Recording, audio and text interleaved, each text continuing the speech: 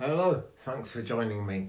So, interesting new development, and like a lot of new developments, it's really something newly discovered that no doubt has been going on for as long as pretty much the whole universe has existed, actually. It's affecting Earth, and what I want to talk about is something going on in the relationship between the Moon and Earth. But I'm sure it's gone on between many other heavenly bodies over time.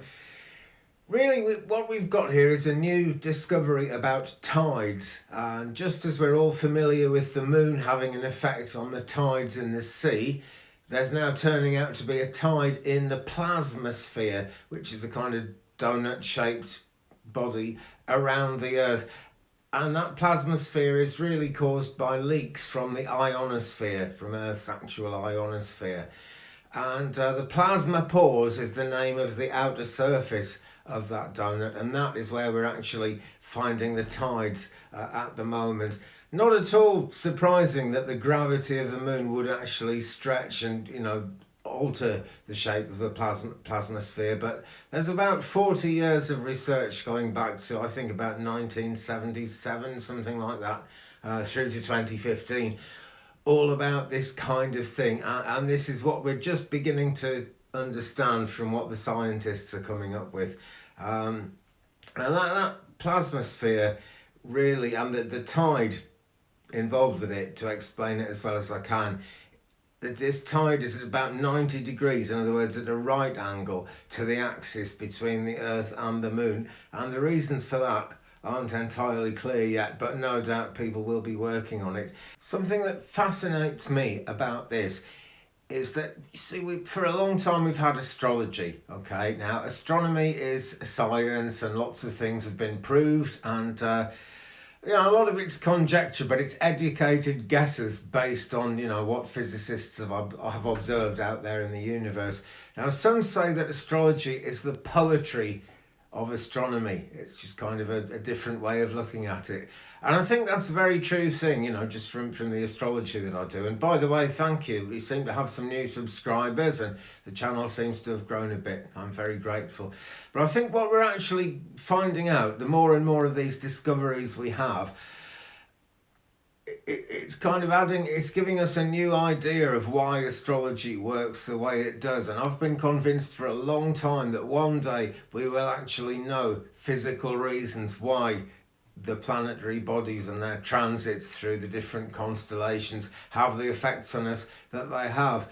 But one very solid, concrete benefit of this new discovery about the tides in the plasmasphere, or the plasma pores, is that, and this is backed up. There have been something like 36,000 space flights of one kind or another, and I'm including satellites in that. Obviously, they haven't been, going to the moon and Mars and stuff as much as they'd like to. I'm sure, certainly not 36,000 times. But all this is data that's been collected, and that's what I was on about, the time between 1977 and 2015 when these things were happening. It's basically going to give us a better understanding of what space is and how to fly through it. So it's bringing closer the day when we can actually start, traveling to other planets. Whatever you think of that, that may not be a good thing, that's my opinion, but it may be. I don't really know. But that time is coming closer, and it's going to make it a lot safer. Really, for astronauts and just for very expensive unmanned spacecraft that might have a chance of not getting absolutely destroyed out there in the atmosphere if we understand these tides better, and we do. So it's really kind of it's making a difference in lots of ways. This is data from things like the Van Allen probes and a whole lot of other stuff that wasn't known when we first went to the moon. So this is new knowledge, this is interesting knowledge, and it's just, I wonder if anything's really changing here. Something that is changing and that I do want to mention is that there's a new sunspot. It's a very large sunspot. It's coming from the same active region of the sun, where on the 7th of February, which I'm doing this on the 8th of February, so this is yesterday on the day I'm doing this, there was a dramatic explosion from the far side of the sun. It's all kind of the same region, and that really is what's going on there. but the sun does change and throw things up very unexpectedly and largely without warning. Right now there's a new sunspot. Its number is AR3213.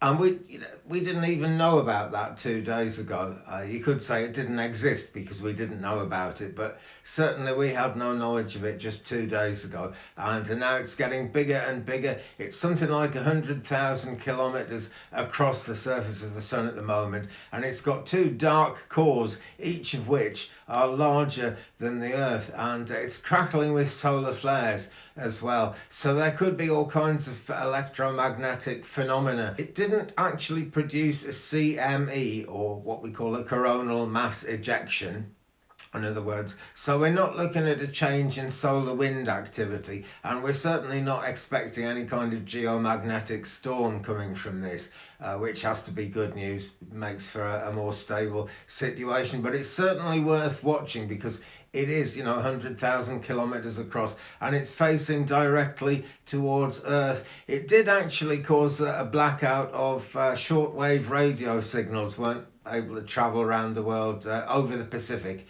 anyway.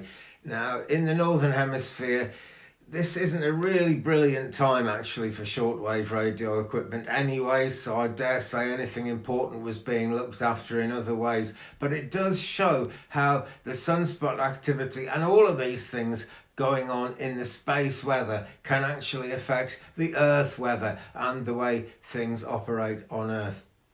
Anyway, just a quick one there. If you'd like to know more about that, do go to spaceweather.com. Okay, it's a wonderful website, tells you all this stuff and gives you a little bit more detail about it. I always keep an eye on it. I'm sure it makes a difference to the way astrology plays out into our lives, actually. And like I said earlier, I do actually think one day we're going to find an explanation for why astrology works, because it's incredibly accurate.